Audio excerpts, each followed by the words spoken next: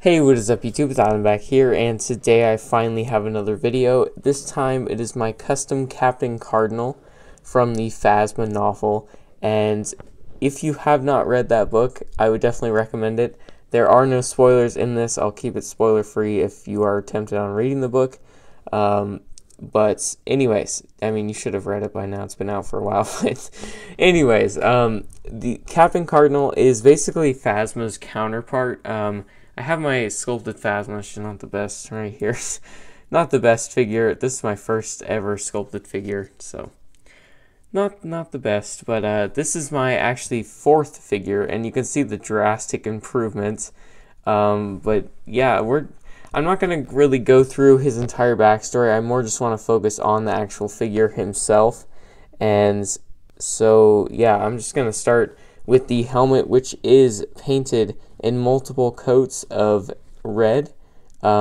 Just took a basic white one. You can see the inside of it. Just took a basic white helmet, painted around it. Cannot speak. Pretty clean, if I do say so myself.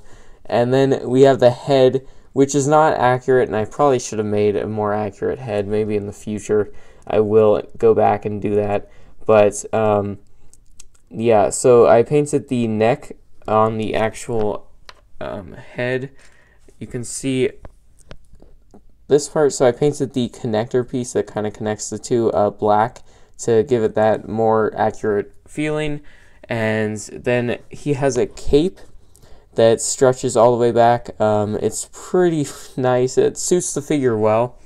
And I will say that I used a custom fabric that I found at Walmart. You can find them. You can get the fabric in little patches. They're like $4 a piece. Pretty nice. So yeah.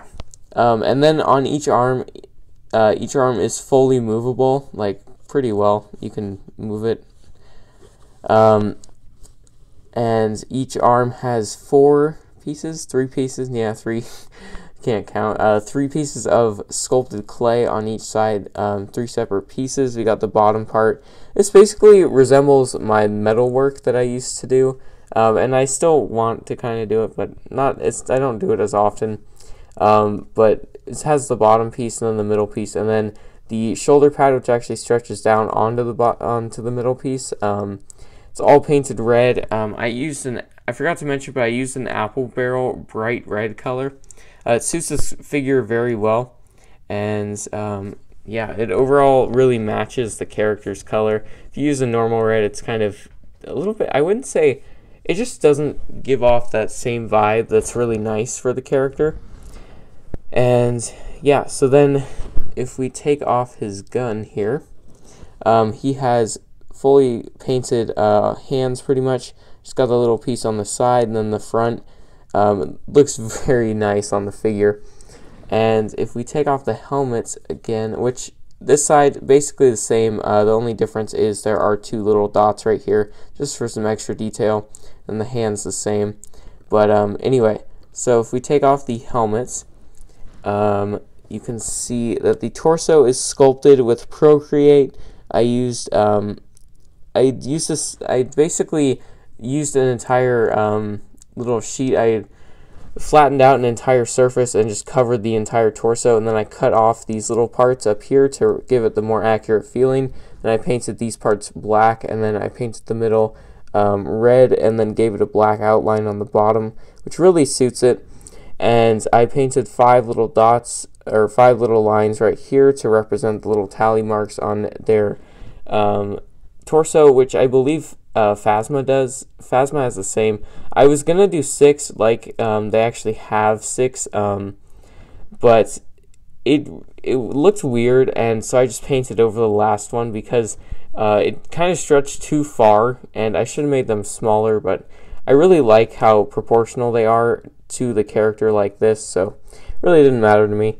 And then there are 3 pockets right here, and then a little piece of Procreate in the middle, and then another piece of Procreate on top of this pocket, and then another pocket on this side, all painted red. And then there is a black little square on the corner of this piece. And yeah, I guess we can put the helmet back on. And And then the belt is completely painted black, which is pretty, it suits the figure very well. And then we got 3 little pockets on the front, and then if you can see this in the light, it's kind of hard to see, but we have the little pocket right here with the Procreate over the top of it to make it look like a pouch. I painted that completely black as well. And then we got the little guard piece, and then sculpted legs, which are something that are that's new to me. The one thing that I did have a lot of problems with was trying to get these knee pads to be proportional to each other. So as you can see, they are a little bit off as that part of the stand came off.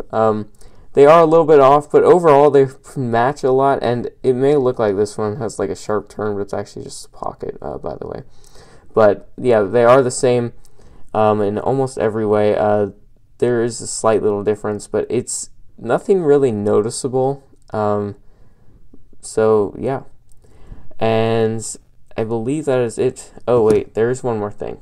So I did a little electrical tape, a little holster, that's what I'm trying to say, for his gun, but I didn't want to make the arms like all bulky and whatnot, so I didn't want to do the ball jointed arms or whatever, and so I just did an electric tape pocket like Legomatic 9 does on some of his figures.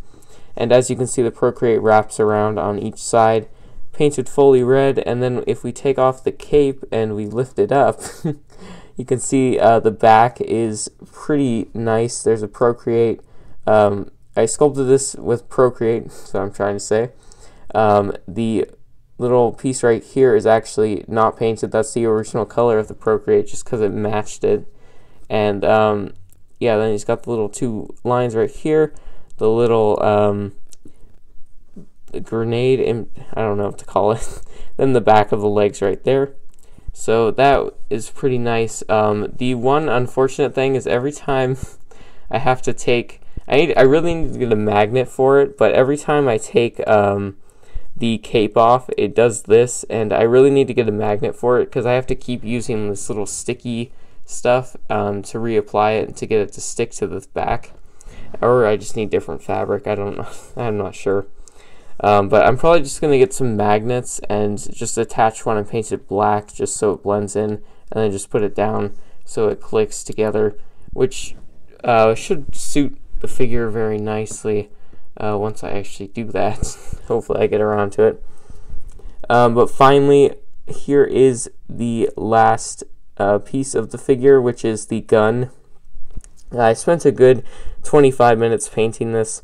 It was pretty easy to paint, to be honest, and the figure itself, or the gun itself, is a CAC E11, I think. I believe it's a CAC. It might be a Brick Arms. I don't think it's a Brick Arms. I just used bright red, painted it. If you see some of the images of Cardinal, I do not believe he actually has a red gun, but it looked better than giving him a white one. It definitely suits the figure a lot better.